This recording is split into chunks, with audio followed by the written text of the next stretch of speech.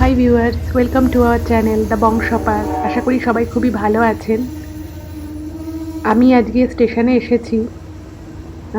একটা জায়গায় যাব। আমার বাড়ি থেকে বেশি দূরে নয়। এই হচ্ছে এখানকার রেলওয়ে স্টেশন। তো ট্রেনে উঠে পড়েছি।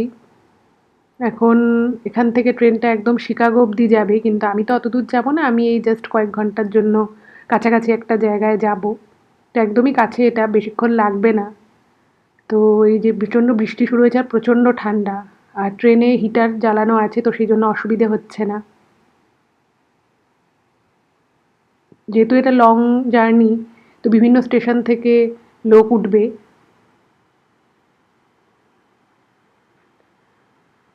বাইরে ভীষণ ঠান্ডা আর হাওয়া দিচ্ছে প্রচণ্ড।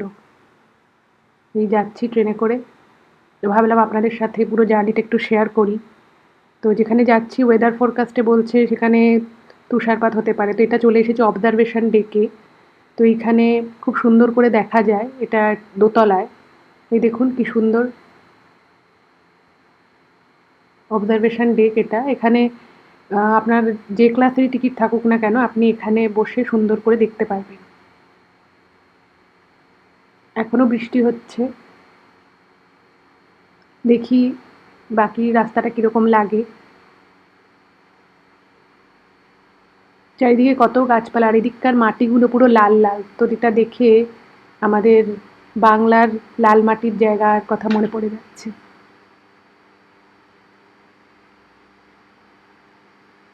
সুন্দর ট্রেনটা চলছে, খুব ভালো লাগছে। আর ভিতরটা যেহেতু গরম করে রাখা আছে, খুব কমফর্টেবল। এই দেখুন, এখনো ট্রেনে আছি, কিরকম বরফ বাড়ি শুরু হয়েছে দেখেছেন? তুষারপাত শুরু হয়েছে। গাছপালা, আশেপাশের জায়গা পুরোটা ঢেকে গেছে।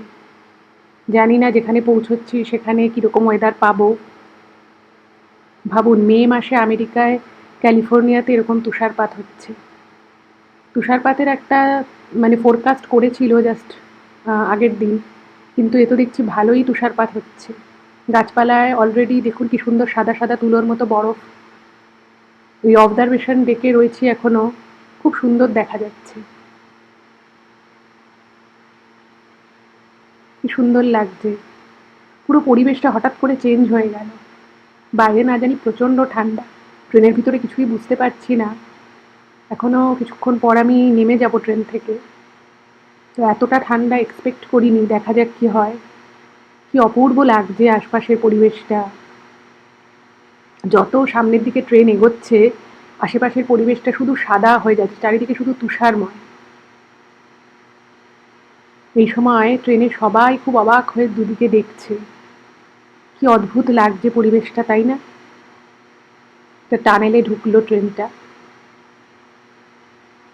যেহেতু পুরো রাস্তাটাই একটা পাহাড়ি পথ, তো এখানে প্রচুর টানেল আছে।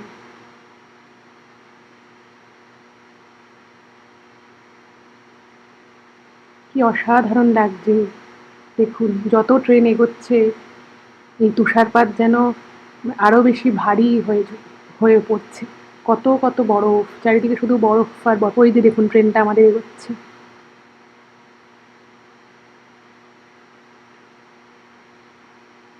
তুষারপাতে পুরো ভ্যালিটা একদম ঢেকে গেছে।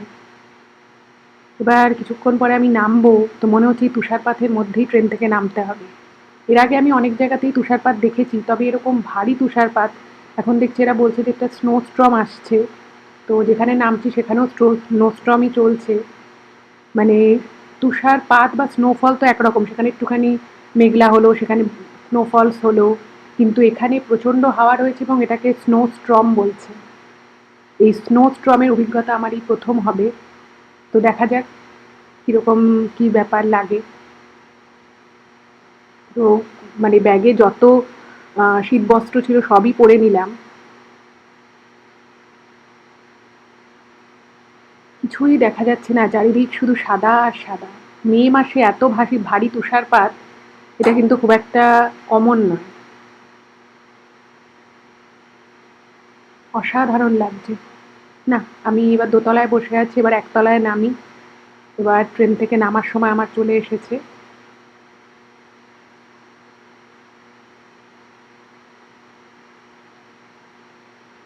জানি না কতটা ঠান্ডা লাগবে নেমে।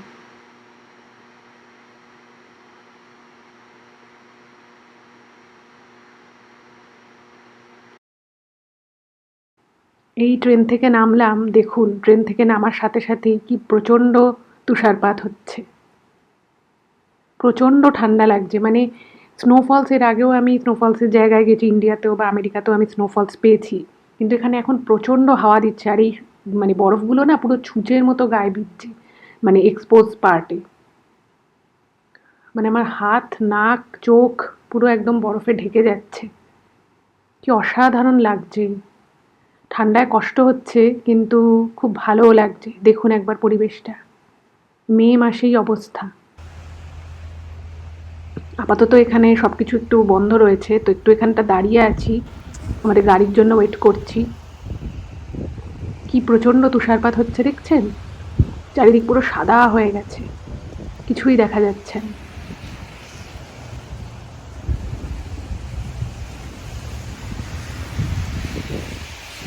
প্রচণ্ড ঠান্ডা, দেখুন পুরো গাড়ি রাস্তাঘাট সব ঢেকে গেছে, ভারী তুষারপাত হচ্ছে। আজকে আমরা এখানে থাকবো, তো দেখুন এখনও তুষারপাত অবিরাম হয়েই চলেছে। আজকে এই পর্যন্তই দেখালাম। যদি ভালো লাগে প্লিজ চ্যানেলটাকে সাবস্ক্রাইব করবেন, আর একটু সকলের সাথে শেয়ার করে দিন, আর লাইক করবেন অবশ্যই।